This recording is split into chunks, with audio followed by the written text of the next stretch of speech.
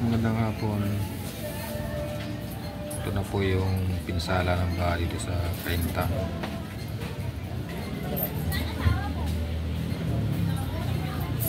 Liparan po natin ng drone ngayong hapon lang.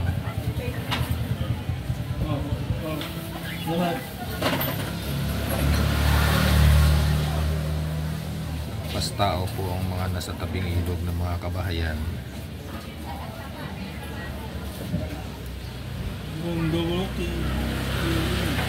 Ginaw to, no?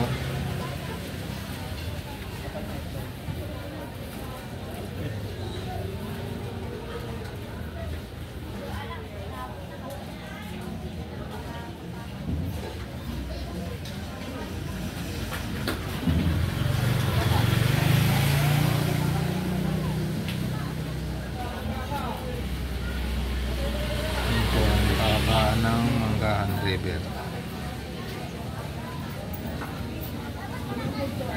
Salamat naman at tumina ng agos.